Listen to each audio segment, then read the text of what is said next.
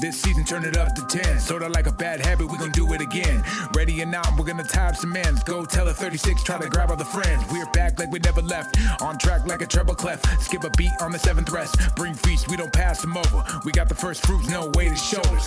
Can't live on that bread alone. Every word of God's mouth will fuel me on. That's scripture, that's Christ alone. That's grace alone, that's faith alone. All glory to God, cause that's his alone. Since the lamb's been slain, we can each belong. The Lord is my strength, my peace, and my song. Yet I'll lay it all down at the feet of his throne. This yoke is easy, this burden's light. Even with a loud mouth trying to eat at the mic. Even if we down south, the humidity spike. Veils torn in two, so we gon' be alright.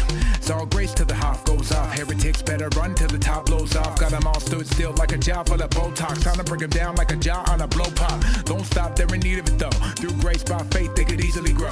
New wave, new age, new way to see bro. Now one truth, life, one way to his throne.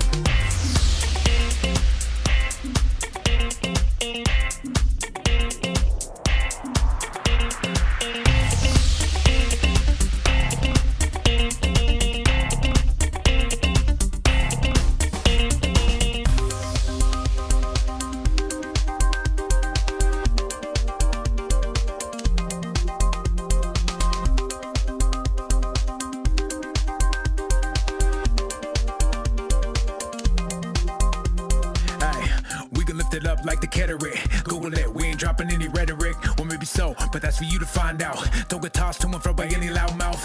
What you think it's Indiana Jones, son? It's the year of the feast, we gon' grow some. Time to put some meat in the bones. Gotta put the milk down, son, it's time to leave home.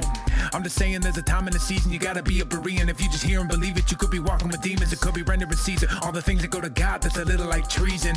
Wait, welcome back, my friends. Did you ever really think we could pass the 10? Our stocks up, we about to trend. Cause the whole 36 wanna rap again. Wait, sounds too good to be true. Like rabbinic candy land, ain't no ladders, just shoot. We hold true if it's loaded in the cannon. Best believe it's understanding. If it's not, it ain't proof. Like sacred name of the 2-house frame. Ears start to tickle, then you fill it in the blanks. You better not, you be better off. Not trying to hassle Hoff, you can take it to the bank. This night ready, he's about to go off. Put the ring on your finger from the Cracker Jack box. It's hide and seek, let's see if you can find out all the little messages you hit before the timeout. Ever seen a scholar with a blue belt? I have, he's about to make your food melt. The loud one and he strikes again, but don't let him close range, he gon' bite your friends. So relax, got it still in control. He knows every care, every fit that you hold. He knows every hair, every need for your soul. Nothing new around here, this story's been told. I bet you feel weak and your life is in tatters. With bruised feet, your body is battered. You can't reach, trying to climb up that ladder. Sit back and hold fast till Messiah matters. These guys are better.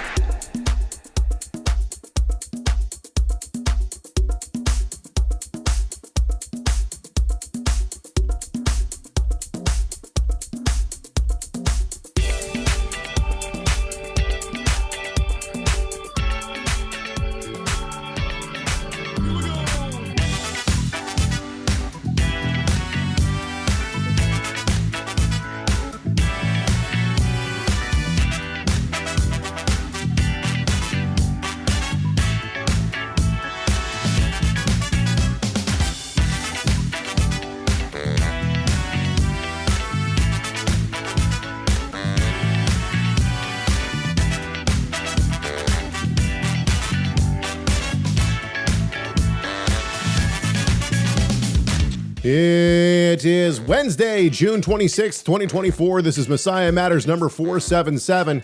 Just here driving my theological lawnmower. My name is Caleb Hagg. Keeping the blade sharp and the fuel in the tank. That's right. Of that That's one. right. That's right. How's it going, man? We got an interesting one today, and we will explain it here shortly. I'm going to try to fix you a little bit. If possible. I don't know if that's possible, man, but I'm going to try. Yeah, we want to welcome and welcome everybody. Thank everybody. Welcome everybody who's in the chat room. I'm going to make us go black for just a second. Ready? There we go. All right. Yeah, welcome to everybody in the chat room. Good to see you. And we have an interesting one for us today. It's going to be a fun show, I think. I could be wrong. Who knows? Before we jump into it, I'm just going to do this right away.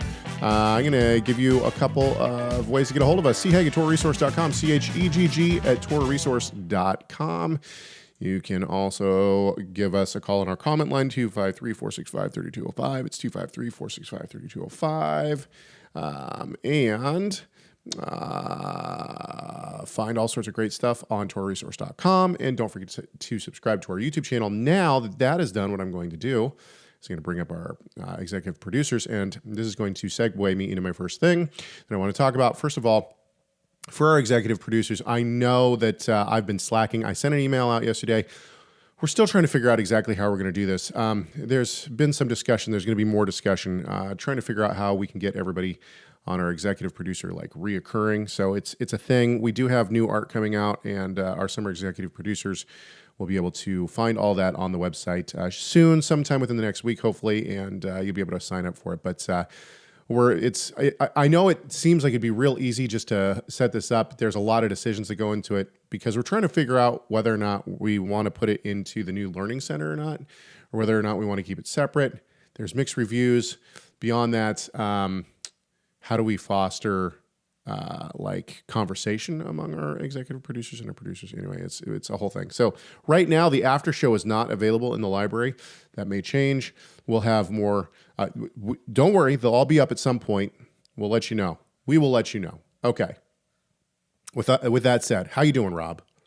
I'm doing good. I just wanted to share one of my favorite verses from the Message Bible by Eugene Peterson. Okay. And it happens to be, it's a verse maybe you've heard of, Matthew 7:19. Okay. The end of it. And it says, that took care of dietary quibbling. Jesus was saying that all foods are fit to eat. Boom. So another home run from Eugene Peterson, The Message. The Message. Boom. Done it Bible again. in contemporary English. Yes. Did it again. Okay. Well, thank you. Yeah, that's going to segue into. So let's give a little background. We're going to jump right into this show. Let's give a little background here. For those who saw last week's show, you know that Andrew Schumacher did a video where he challenged us. He gave us a challenge. And in that challenge, what he did was he basically said, we're not actually dealing with difficult, and I'm paraphrasing here. I'm not trying to put words into Schumacher's mouth here, but the essential essence of it, as I understood it, was that Schumacher was saying that we aren't dealing with the difficult passages or the difficult things that we avoid yeah. tough stuff, and we just stay general. Yeah, exactly. That was his claim. Yeah, and we basically said, yeah, that's pretty right. And the reason why is because we stand on a foundation of scholarship. My father has spent 40 years now putting out scholarship on this, and not, by the way, not just like drive by, like, hey, I have an idea. We're talking like presenting at the Evangelical Theological Society, presenting at the Society of Biblical Literature, putting out responses to Keicher. The list goes on. Over 100 articles, theological articles. This is on top of all of the commentaries and the lectures and everything that we've done that can be found on TorahResource. And so our point last week to Schumacher was, yeah, that's right. We are surface on this show. And the reason why is because we're trying to hit a wide audience. Now, one of our good friends and people who listen to this show often left a great comment. And he said, hey, man, I agree with you guys. I agree with you on your response to Schumacher, and I think that you're right. However, it would be nice if every once in a while you guys did a deep dive into some of these passages that are brought up, and so we can get a real sense of the theological underpinnings of these things. Well, as they have now said in the chat room, challenge accepted. This is exactly what we're going to do. Now, Schumacher when he put out his video last week, he brought up names. He was like, you don't respond to people like me or Solberg and then he, some other people. It's like, okay. And one of his criticisms to me personally was that I won't respond to people who address the Hebrew roots movement. And he said that this was a cop-out, essentially. And today what we're going to see is the reason that I say that. It's one of the reasons that I say that. What you have these people who supposedly respond to the quote-unquote Hebrew roots movement. What they're really doing is responding to Torah observance. But they're not actually dealing with anything theological. What I mean by that is You don't see, I've never seen Solberg or now Schumacher. Somebody did tell me that he responded to my dad's Hebrews, like a passage in my dad's Hebrews commentary in one video. Okay, fair enough. I never saw that. And sure, we could talk about that. Usually what would happen in a theological setting is someone would take something that we have written or something that we have done, and they would write a response to it. And then we would write a response and go back and forth like that. That's what you'd normally do in a theological setting. That's fine if we're going to do videos instead. But the point is that you have these guys who are not responding to theological claims. They're respond like Solberg, and you're going to see this. Solberg, in his video on Mark 7:19, he responds not to the one of 3 articles that my father's put out on Mark 7:19. Theological articles that deal with the language and deal with the history and the background, all those kind of things. The text variants, yeah, all the stuff. Exactly. There's to be fair, it's probably not on his radar. But it should be. Here's the thing. None of the people that, if he's interacting with Hebrew Roots movement, it's right, not exactly. on their radar either. Yeah, but that's the point. Is that when I say, like, yeah, you're only dealing with the Hebrew roots, like, could you put up any more straw men? Solberg spends 20 minutes or 15 minutes responding to Monty Judah's claim that Mark 7:19 isn't in the Bible. Really? Is there any scholar in the world who would take such a claim seriously? No. I mean, your first year who cares what Monty Judah said? Yeah, your first year undergrad student would be able to look in any one of the texts and say, "Oh, no. All of the originals have this." This isn't a claim to respond to. And that's my point. My point is, like, if you're gonna play Candyland and Chutes and Ladders, if you're gonna play Chutes and Ladders, okay, fine, go ahead and have fun playing Candyland. But if you actually want to have a conversation about these things, let's do it. Like, let's really do it. Are you going to deal with Christian scholars who oppose you on this? Are you going to deal with actual scholarly work? Are you going to deal with the Greek text? Or are you just going to continue to put up straw men? And that's what I feel like a lot of the people, no matter who they are, who have these ministries that are challenging the Hebrew Roots movement. Okay, fine. I've challenged the Hebrew Roots movement time and time again. If you really want to have scholarly conversations about passages like this, then let's go. And I don't see Solberg doing that. I don't see Schumacher doing that. I don't see anybody else doing it either. So, all right. So here we are. Instead, we get to look at 15 minutes of why Monty Judah's wrong about Mark 7:19 not being in the Bible. It's a waste of time, honestly. And it kind of ticks me off. Like, why don't Caleb watched it at like double speed, so it's so annoying. No. Anyway, okay, so that's my rant. So that's my rant. Now let's get into it. End of rant. End of rant. Okay, so Zach wrote in, and this is what spawned this. Zach wrote in and said, "What about Mark 7:19 though? When Jesus declares all food clean." By the way, this is a response to us talking about Romans 14. He says, "What about Mark 7:19 though? When Jesus declares all food clean, and somehow that means stuff not considered as food." Okay. So Solberg made a video on this, and we'll review a couple of clips from Solberg. First of all, I do want to, before I do this, here's what we're going to do. We're going to do a deep dive into Mark 7:19. We're going to talk about this.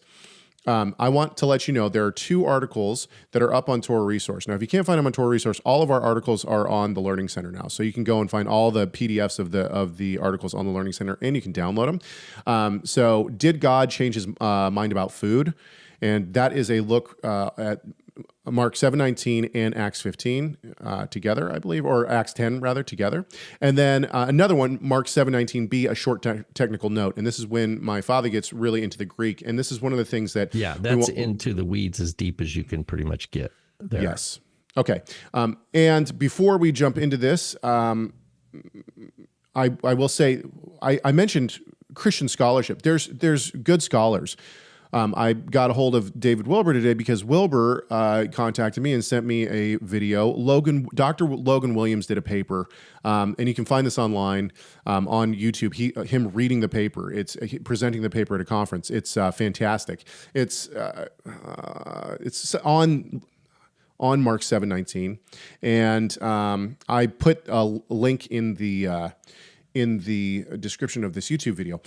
Basically, he's going to take the exact same approach that my father has taken in his articles on Mark 7:19. So all of a sudden, it's not just my dad, it's not just TorahResource, it's not just Rob Van Hoff and the quote unquote Hebrew roots as Schumacher and R.C. Solberg are trying to claim. This is modern scholarship. This is modern Christian scholarship. And one of the things that Logan does, Dr. Logan Williams does, is he shows all of the other Christian scholars, modern Christian scholars, who have taken an opposite view from the standard, it means that you can eat any of the kosher food. So from the very outset, one of the things that Solberg and Schumacher are going to have to do is they're going to have to deal with standard Christian scholarship on the issue. Yeah, people that, right, they're not even pushing a pro-Torah pronomian agenda. These scholars are just trying to be real and honest about the Greek text and the problems of the history of interpretation. Yeah, exactly. And that's good, because what that does, that takes the fire off of their, they want to burn up the straw man. Well, it's like, talk to these others. Now, to be fair, I haven't looked at Dr. Williams or any of these other resources, but I'm just taking your word for it, that you're going to like it. Yeah. Watch Williams' presentation. But it's very good. Even if you look at your dad's article, that short article that he wrote 20 years ago, the short technical note article, it's rooted. He's citing, which were earlier, standard Greek grammars. Right. To show that Mark 7:19 was classified with a handful of other passages where the participle, the case of the participle is not in agreement with its antecedent or is referring to some abstract subject.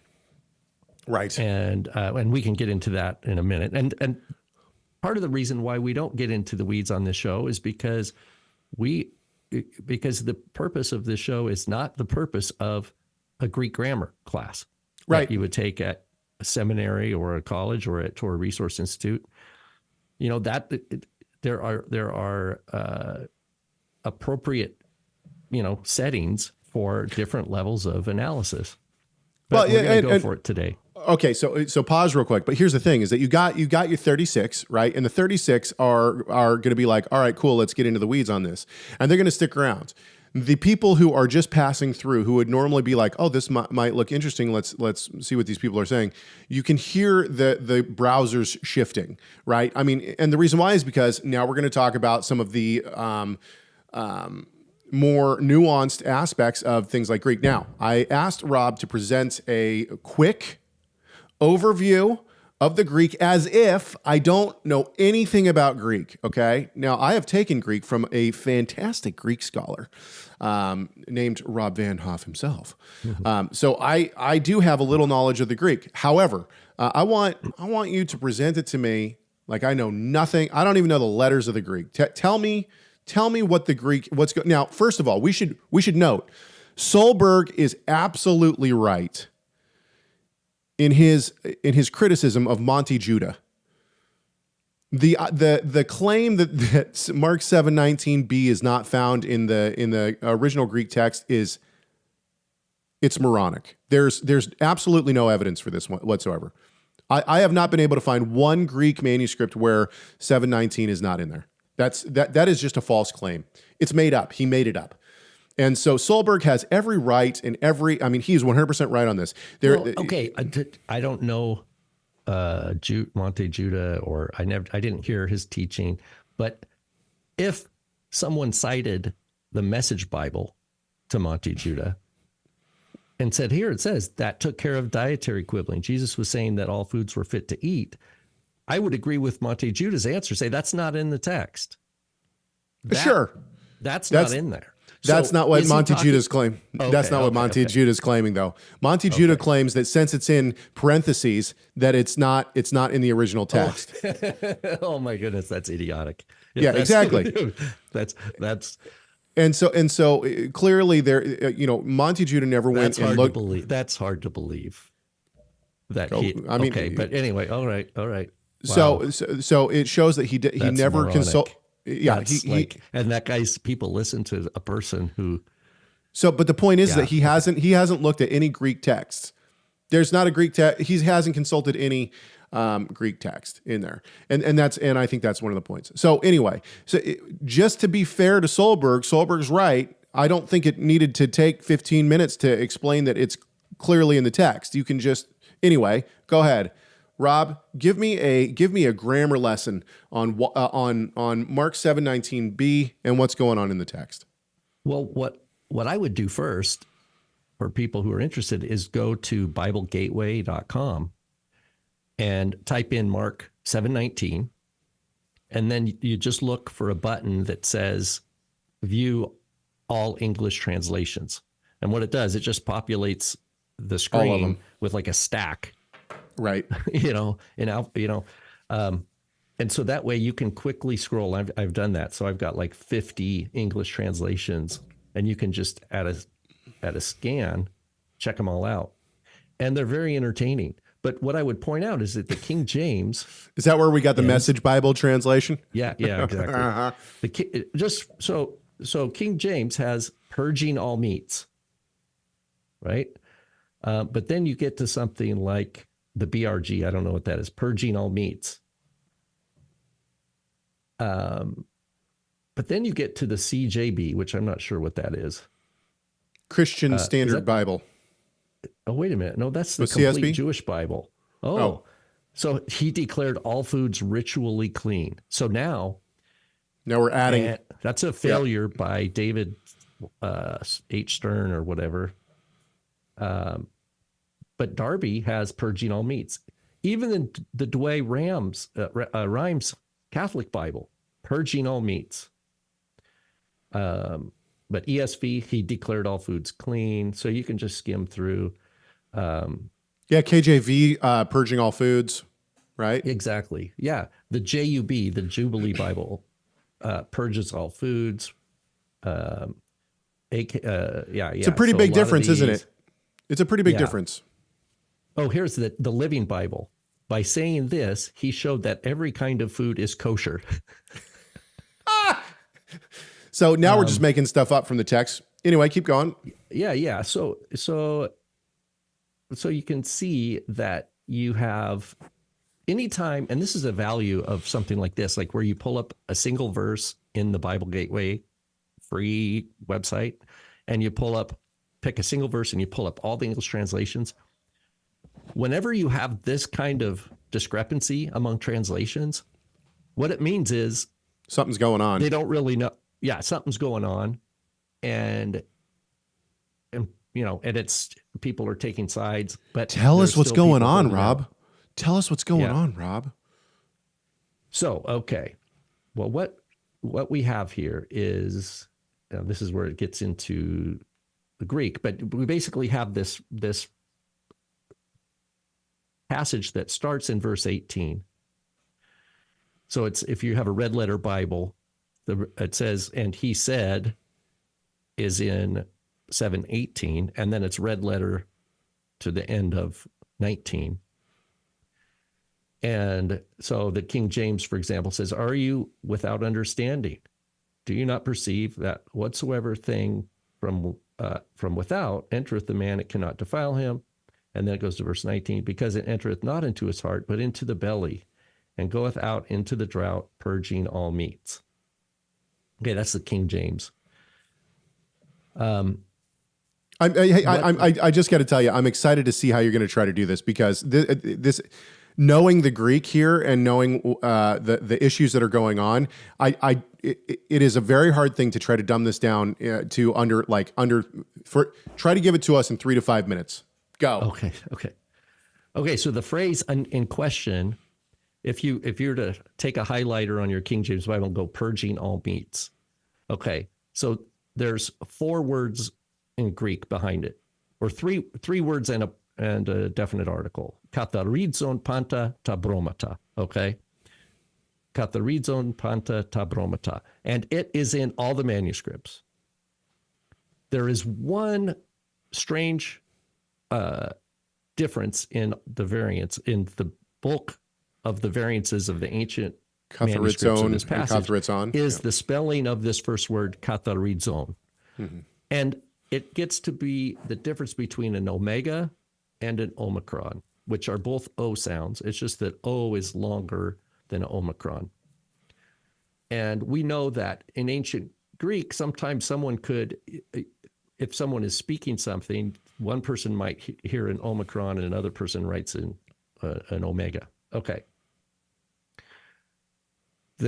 There is a text tradition that is found in the King James and all these others that seem to privilege the omicron, that this word is spelled with an omicron rather than the omega.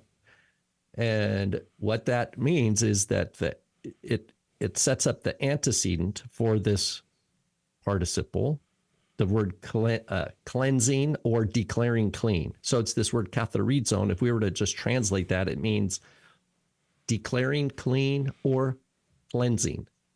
It's the same verb used in the Gospels for like when Yeshua cleanses a leper. So we wouldn't, in those examples, the leper says, would you make me clean? You are able. And he says, I am willing, be cleansed. And it says, and the leper was cleansed. Okay. So we wouldn't say that the leper's not saying, declare me clean. He's saying, he's like, I have leprosy. I have tzarat. And I know that you can heal me of this. So in that situation, we take this verb, katharizo, to mean not that Yeshua just said a word, oh, I declare you clean. He actually cleansed. There's an action there. Yeah. There's an action there. Yeah. Okay. So, but there are other times where the verb means to declare something clean. And which is different. And I can give you an example, because if you look back in the book of Leviticus, for example, where it's dealing with leprosy and different kinds of contamination, where there's a procedure for the person to be cleansed. Right. There's times in Leviticus where it says, and the person is clean, and the priest shall katharizo, shall declare him clean. So in the Torah, the man's already clean, but the priest is, so it's not the priest's words. Right. The priest is just making a public declaration that this person now has access to worship, the space of worship. Can I ask a question? Yeah, sure. Would the differentiation between these two words be that letter? The omicron? Well, no. Because we have to look at context. It's always context. And the earliest manuscripts and the best attested spelling is the one, not that the King James is based on, is the omega spelling, katharizon with an omega at the end, second to last letter. And that makes it a masculine rather than neuter. So the verb translates the same, but then we say, what's the antecedent? What's the subject of this verb? Because the participle does not have a subject. Go ahead. Okay, so I think this is where there needs to be a little bit of more explanation on Greek. So talk about that how an antecedent needs to agree. Yeah, if I just said singing in the rain, like you're like, who? Like, are they singing in the rain? Is she singing in the rain? Is he singing in the rain? Are we singing? Like, it's just singing in the rain. That would be like a participial phrase that doesn't, it's just floating around. So the idea is like, singing in the rain. That's what's happening here. So then what do we attach it to? Is it he? Is it they? Is she? It it? Right. I'm trying to ask questions as if I know nothing. Keep going. Yeah, that's okay. So if we go back to the King James, purging all meats, which we can talk, there's other things we need to talk about here, but we'll stick with the King James, purging all meats. That's like singing in the rain. Like, we need to know, like, is it the process of digestion that's being addressed? Or is it like whatever, however many words back at the beginning of verse 18. That he spoke 30 something words. Yeah. 35. It's 35 words, by the way, from Lavey to 35 words. It's like, oh no, it's Yeshua is the subject. So that is the switch that flipped for a lot of the contemporary English translations, and where they depart from that King James, and it grows to the point you have Eugene Peterson saying all this, like just totally expanding it out to this description of the dietary laws being done away. Pause then. Hang on. So I just want to dumb this down as much as possible so that everyone, the entire audience who's still with us can understand. So the antecedent is what is being, like, the person who's doing or what you hook it to. And what you're saying is the subject that you hook it to. So what you're saying is the King James attaches it to the stomach, thus getting rid of, thus purging process. all food. Whereas other translations want to attach it to something else, so they go back 35 words to "and Jesus said," and they say, "Aha, this is the antecedent, and we're going to attach it to here." And so instead, we get now we get, it's not a variant in the actual Greek text. It's actually just where you're going to attach that antecedent. And if you attach to "and he said," now we have "and he declared," or "and he said, all food's clean." Exactly. And so if you imagine your red letter Bible, let's say you have Mark 7 open in a red letter Bible. If it's a King James red letter, purging all meats is in red. Right. It's It's Yeshua speaking. But if you had a red letter, if you had like an NASB that was red letter, they're going to say goes out into the drought, and then it'll be the end of red, and then it'll be in normal black print. Thus he cleansed all foods. Right.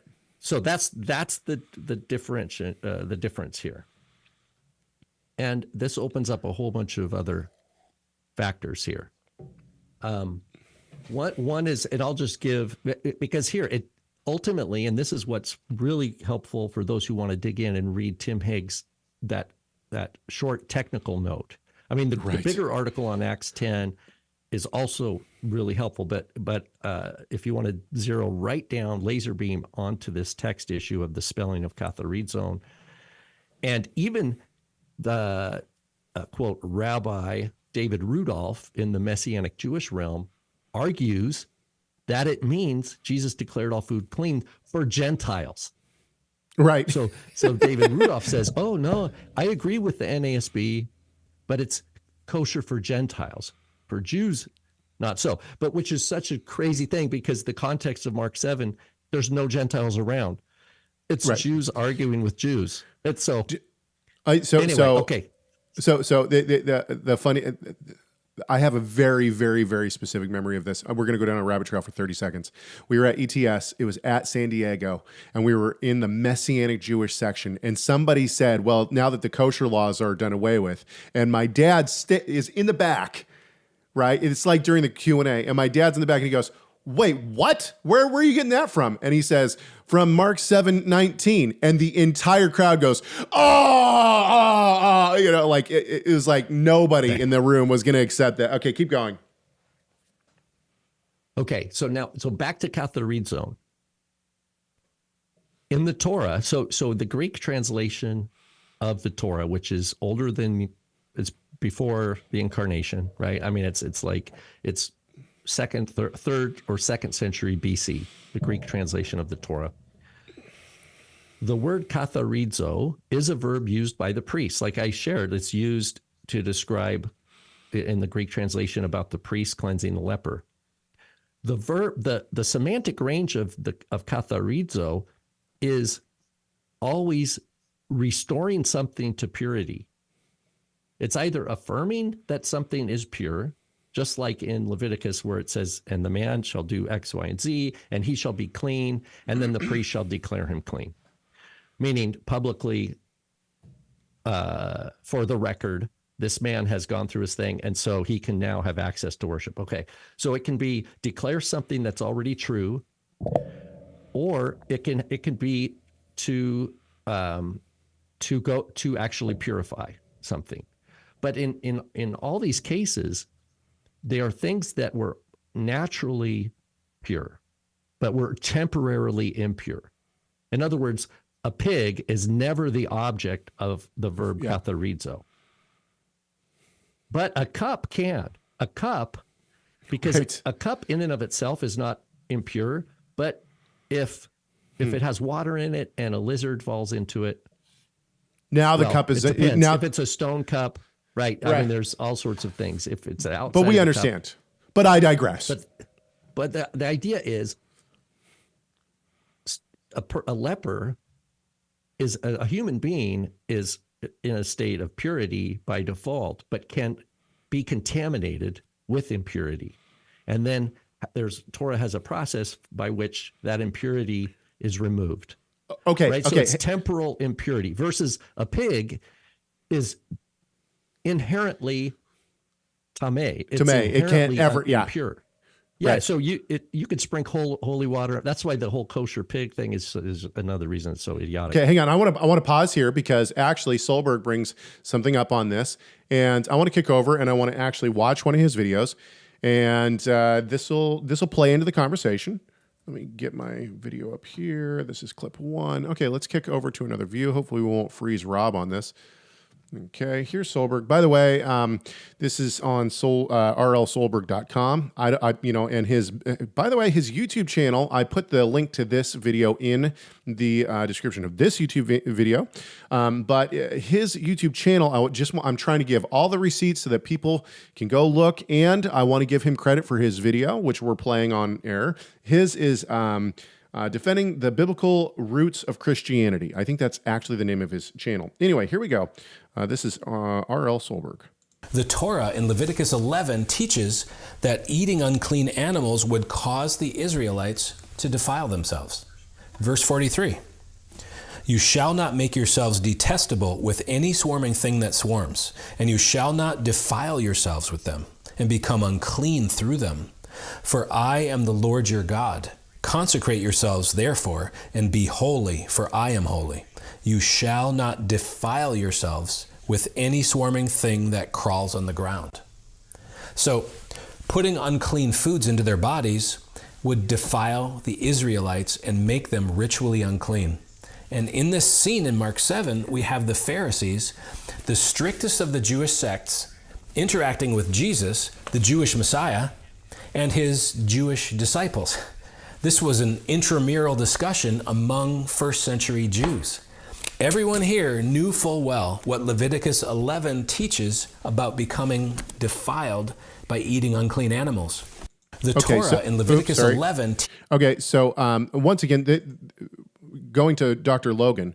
Logan, this is the very first thing that he addresses in his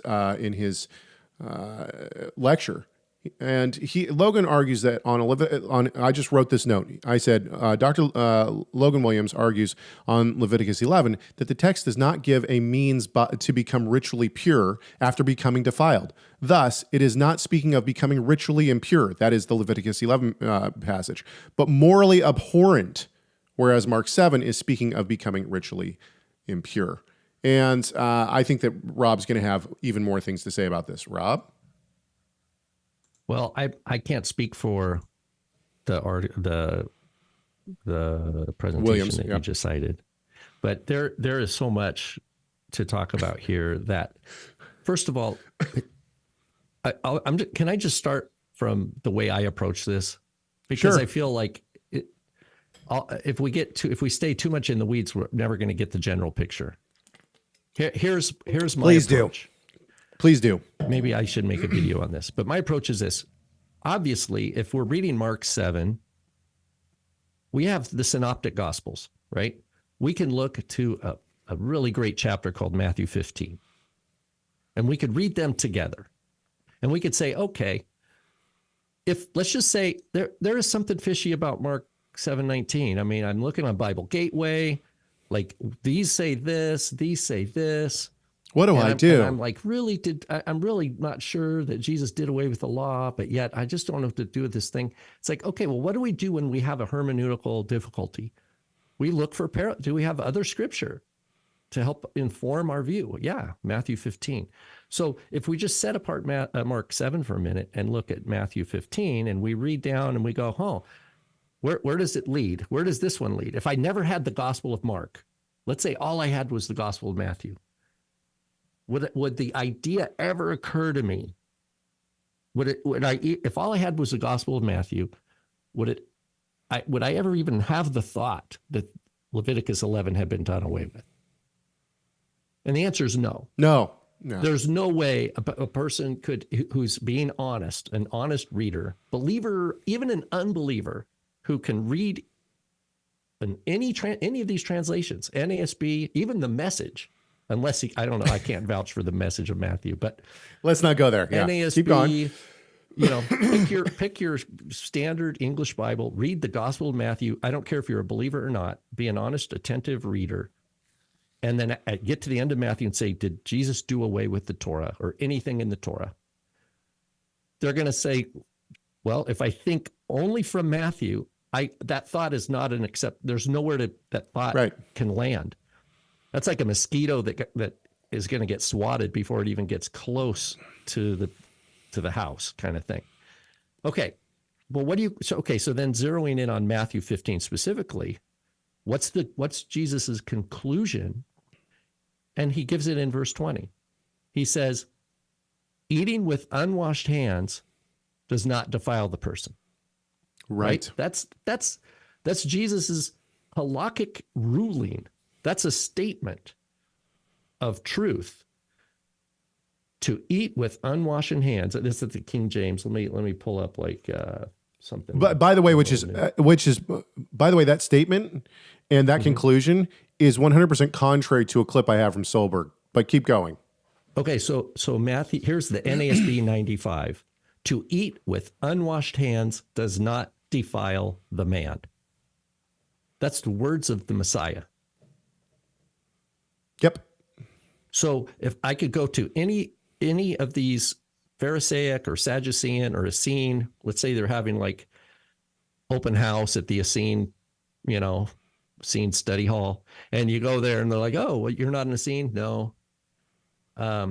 But hey, well, you're welcome to come in. That would never happen with the Essenes, by the way. But maybe the Sadducees and maybe some Pharisees. But the Pharisees are going to say, though, if you're going to eat with us, you need to go over there and you need to say this certain prayer and you need to wash your hands a certain way because you've been in the marketplace and there's Gentiles, uncertainties out there. It's doubtful that you're pure. It's likely that you've got some sort of, even though we can't see it, just the fact that you're coming from public. This is where that word koinos comes in, common space. You're coming in from common marketplace space. Who knows all the kind of stuff going on out there? You got to wash your hands. Well, if you're a disciple of Yeshua, you would say, well, you would have an option there. You could say, well, for the sake of hanging out with you guys, yeah, but I don't believe this. This is, but I'm going to hang out. I guess that's an option. You can do it just to, but Yeshua, you could say, Yeshua says that that's a lie. You're actually inventing religion. You've actually added to the Torah by adding this hand washing ritual. We're not at the temple. This is not a holy space, right? This is not Levitically controlled or priestly controlled space. This is not a fellowship offering, right? There's no laws of holiness in terms of holy space that is governing this meal, other than you guys are inventing it and then creating your own priesthood-ish kind of world. That's what Yeshua is teaching. Eating with unwashed hands doesn't defile the person. So what that means is so what's the background of this? The background to this is rooted in Leviticus 11 a little bit, probably where it's talking about how water, that if water touches something impure, it transfers. And then touches food, that food becomes impure. Right. And the word in Leviticus, the Greek for food, is broma. It's the word in the Torah, broma. It's the Greek word. Often the Hebrew is ochel, food. Broma is the Greek word for food, not for non-food.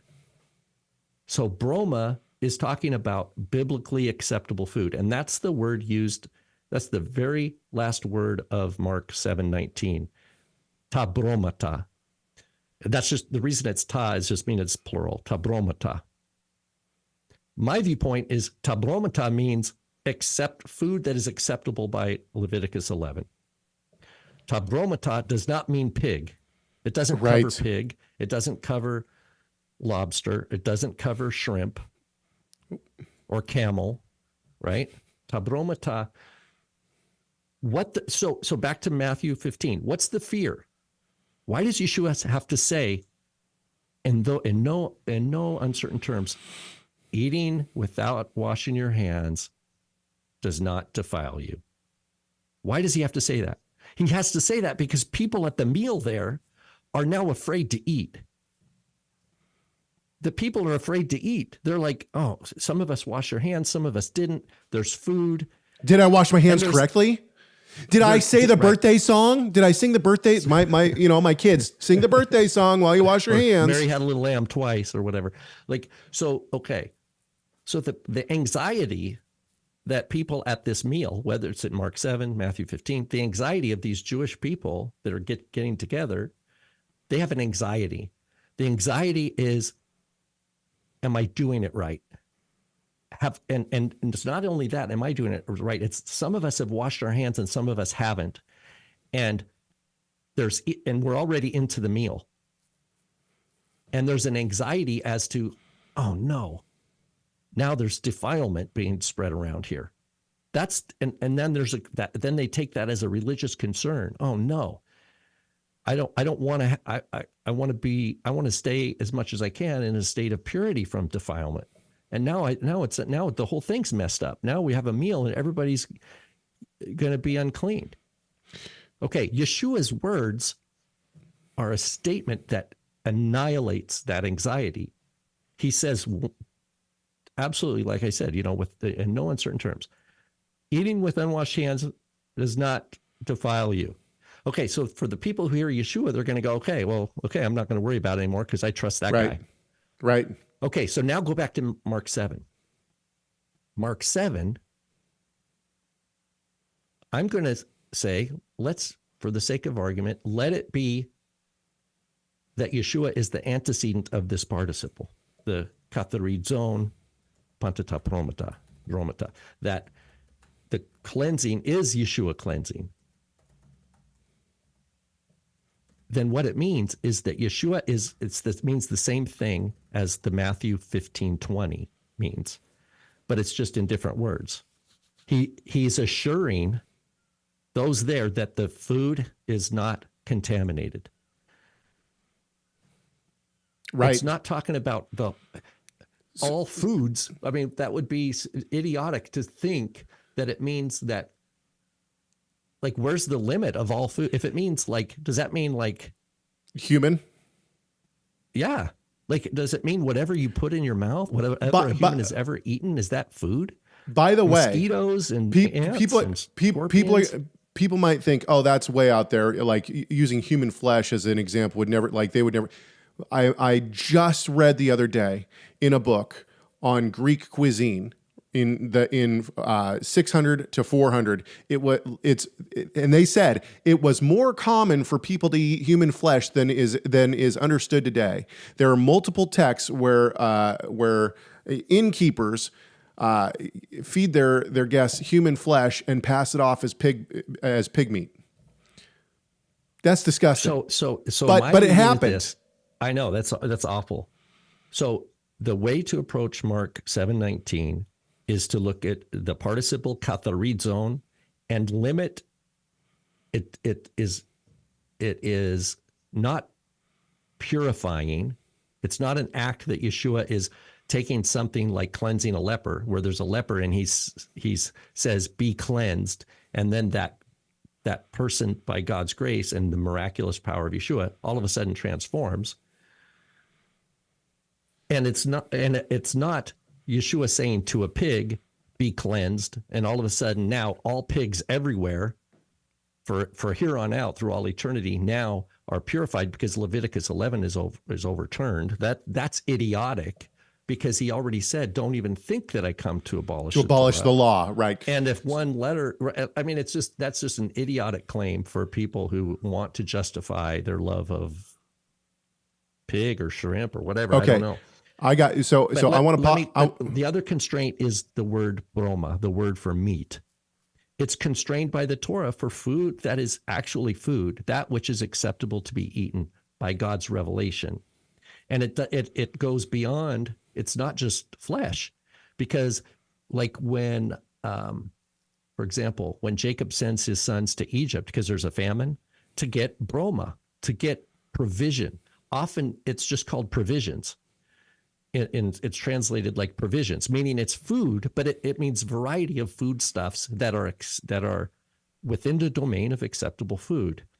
It doesn't refer to what the Bible defines as do not eat, because those things are not called broma. Those aren't food. And so my view is that if we want to insist that the participle is masculine with the omega, and that he said, even though it's 35 verses or 35 words prior, is the antecedent, he said, then the proper understanding is that Yeshua said these things to reassure them that eating with unwashed hands had not affected the food at the table. That the constraint of broma is the food at hand. It's food that was acceptable to eat, theoretically, but had become suspicious because of the difference that some people had washed their hands and some people hadn't. So what I advocate for is reading Matthew 15 and Mark 7 as local situations. Like we're supposed to, like, imagine yourself there at the meal, and that it's all Jews.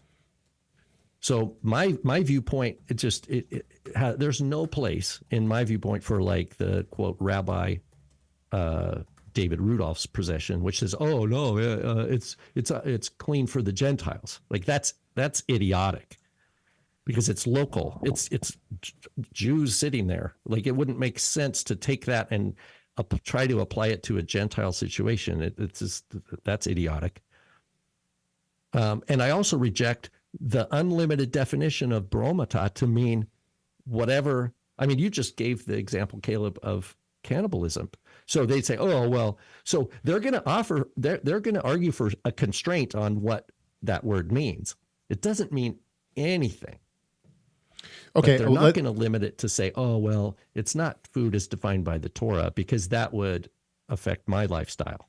Okay, pause, because we have a lot going on. So first of all, we do need to acknowledge the super chat in the chat room from Love is Bigger, and we will do that with her favorite. I always like this combination. Let's do this. We do not get a lot of humor here, and when we do, it's wonderful. Weights and measures. Oh, my other one's gone. My normal...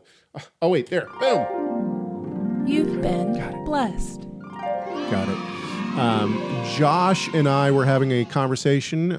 He said, and I'll just, for people who are listening and not watching, broma is used in 4 Maccabees 5:25 to speak of unclean foods, though a rite, and then he finds the text, pastes the Greek. Wait, in which one? 4 Maccabees 5:25. It's not, though. He pasted the text, and we both determined it is not in there. And besides, 4 Maccabees is way late. So yeah, super late. It's not even. Yeah. It's not a good win. I'm glad that they're looking. I mean, that's good to look. Titus. The point is this: is what Solberg just said was that they all know the background is Leviticus 11. I agree with that point. I think that they are concerned about water and how water can convey impurity, but he's not looking at the fact that broma is a key term in the middle of Leviticus 11, and it says the broma, that in other words that which can be eaten. And Yeah, it's I mean, broma in Leviticus 11. It is do I have the verse? hang on just a sec. So once again, Solberg doesn't deal with the Greek text at all that that I saw. Hang on just a second now. I do. So after your explanation of all this, I do want to play one clip from Solberg here, and I'm going to move over to, actually, I'll just do it this way. Here we go. Here is Solberg. Oops, sorry, give me just 1 second. I'm still here. Here we go. Again, Leviticus 11 says that when unclean animals go into a person, that person is defiled and made unclean. But here in Mark 7, Jesus says, there is nothing outside a person that by going into him can defile him. This was a shocking statement. In fact, Matthew recorded this same confrontation in his gospel, and his account includes an extra detail. He writes this, chapter 15, verse 12. Then the disciples came and said to him, do you know that the Pharisees were offended when they heard this saying? Well, of course they were, because they understood that he was declaring all foods clean. And by the way, you'll often hear our Hebrew roots friends say that when food is mentioned during this confrontation, it only refers to what Jews considered to be actual food, meaning ritually clean food. But if that were the case, then Jesus would be declaring all clean foods clean, even though they're already clean. And that certainly wouldn't offend the Pharisees. They would have no problem with Jesus calling clean food clean. Now, Jesus was declaring all food clean, and that was offensive to the... Dude, oh my goodness! I just want everyone to know that Rob was freaking out. That guy needs to go. Solberg, sorry, my friend. I trust you're a brother in Lord, but you need to go back to school. The context. This is for you, Solberg. If you're even going to ever watch this, the context is a Jewish meal where there is anxiety present because someone or more than one people have come to the meal and are eating, participating in the community meal together, but they have not washed their hands. He says anxiety is about that the unwashed hands somehow imparts impurity to food that normally, there's no pig. This is for Solberg. There's no pig on the table at this meal in Mark 7 or Matthew 15. Right. There's no shrimp. There's no barbecue camel. There's no lobster. It's all clean food. Meaning it's all food that is defined as food by the Torah, that it's acceptable. That's not the problem. The problem is that you have people who have come. I can't believe that you didn't pay attention to this and you're teaching this nonsense. The people have come and they have not washed their hands appropriately. That's the complaint. And the complaint is, and the anxiety is that the fact of their unwashed hands has affected the food status. That's the problem. Read the Mishnah. Okay, Read the hang on. It's the same thing that the rabbis went on and on and on about the order of a meal and whether that food gets defiled or not, and then is unacceptable to eat. So we're talking about food that is kosher, that has become defiled by a ritual violation of Pharisaic halakha, not hang on. Okay, the Torah. Two things on this. Number one, that's really upsetting. I'm sorry, man. I'm trying to reel you back from the edge. Internet. Trying to reel you back from the edge. The Hoff is going off. But so two things on this. Number one, he says professor, and he's got Hebrew words on behind him. It's like, be real, dude. So several things on this. He says they wouldn't be arguing about clean foods being unclean. That's exactly what they are arguing about, first of all. Second of all, it's exactly what they're arguing. It's the food at the table that has become suspicious now because some of the people haven't washed their hands. Read the text. Matthew 7 or Matthew 15. That's the argument. That's what's at stake. And it's this projection that all of a sudden we need to import pig as acceptable now. Somebody likes their bacon. It is the most idiotic. It is, you know what? Maybe it's just a speck in your eye, but I'm suspicious it's a plank, that you're deliberately avoiding the context of Mark 7 and Matthew 15. Question here on, so Paul uses broma in Romans 14:20 and links it with Katharos or Katharos or koinos. What would Rob say about this? Mark, we'll have to do Romans 14 a different 14. time. Koinos. Is- Okay, these yeah. are all koinos is a rabbinic category. This is another complaint with you, Solberg, is that the verb koinao is not even used in the Greek of Leviticus 11. Koinos is a new innovated category in the Second Temple times, probably of of Greek-speaking Pharisees. It's not talking about unclean. It doesn't translate tameh. Koinos does not translate tameh. It's a Right. new category. Agreed. Akathartos is what translates tameh. But I would argue this. I would argue that Solberg and Schumacher and others in the same vein of internet apologetics, if we could even call it that, are not worried about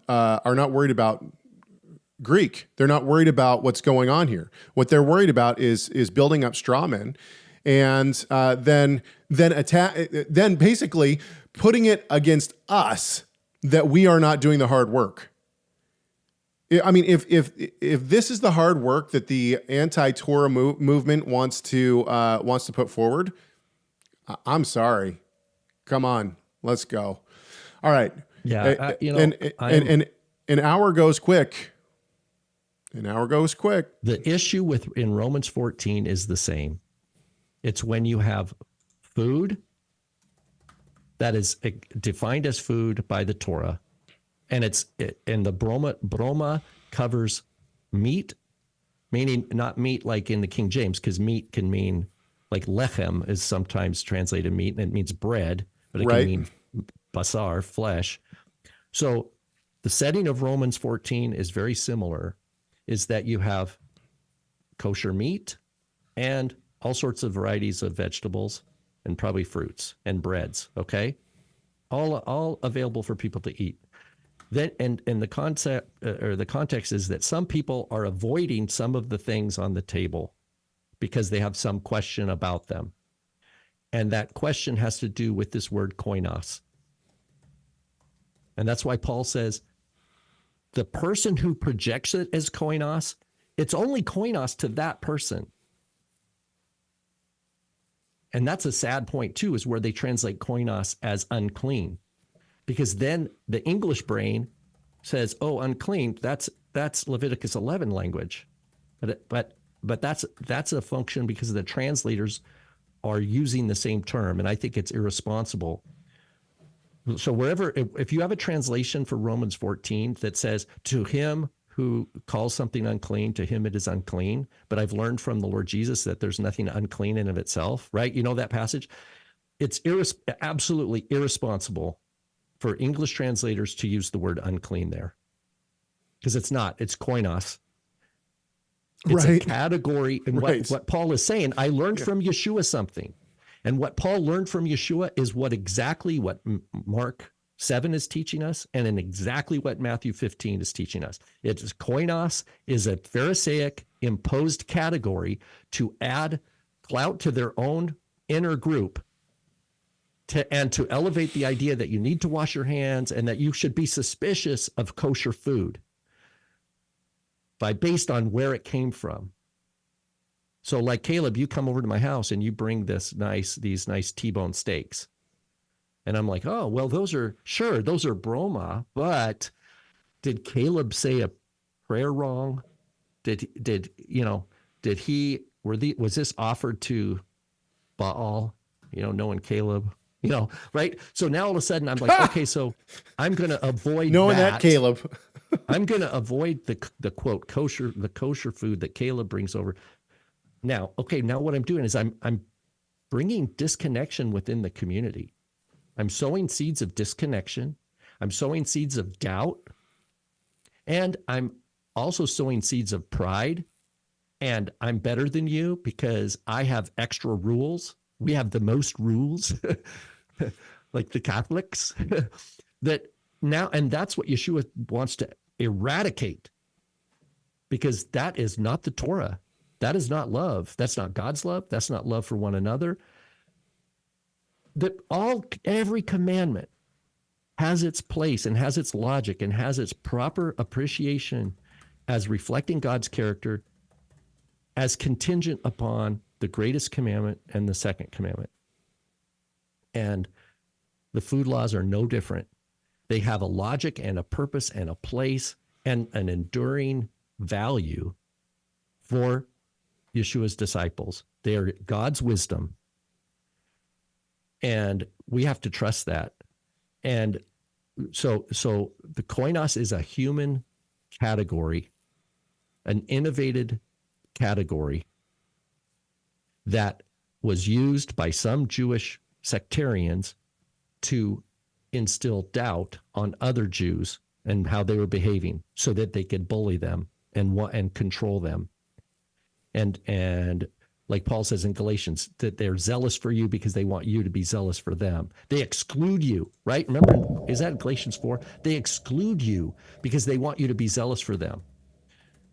The same thing, the Essenes did the same thing. They said, look, we know you want to join our community, but yeah, we're not sure if you're up to the par. So you have to put all your money here, and you got to serve us for a year. We're going to have you cleaning out the water reservoirs and, going and doing all sorts of labor, and we'll teach you. And then at a certain point, we'll examine you. And if you pass the test, we'll allow you to have liquids. You'll be able to drink wine with us. But the inner meal, you're still an outsider. And then a little longer, and see what it is. That's through that. This is what happens sociologically. Through that exclusion, that now we're dealing with unredeemed hearts here, right? These are fallen human hearts that are being manipulated by the narcissists or by the sociopaths or whatever. But the idea is like, oh, I want to be on the inside. I want to be on that inner circle of, I want to have meal. Oh, it's going to take you another year, and you're going to have to pass the test again, and you're going to make vows along the way that you won't eat food anywhere else. And if you snub up, we're going to excommunicate you, right? So it creates fear in the individual. That's what we're talking about here. And anybody who's trying to teach that it is just, it's old. It does not serve the church to continue, for Christian teachers to continue to advocate for a lawless gospel, or that the Torah has been done away. It's the path that it's opened up the door to all the craziness we see in the world today. The LGBTQRS,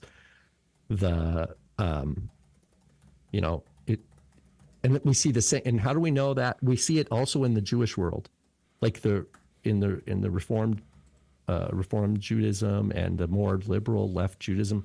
Same thing. You'll have lesbian rabbis now are leading communities. Okay. You know what I mean? Okay. And in both cases, they've said the law is done away, that it doesn't apply to us. So there is someone who is attempting to challenge us in the. Oh, good. Okay. Good. Let's hear it. No, it's okay, because they're trying to challenge us on the law of Christ and the idea of communion and all these things. I can do a whole show just on communion. I could do an entire show just on communion. Maybe that's our next deep dive, but we've gone over, and we're going to cut it here. Titus, I would argue that if you think that the modern day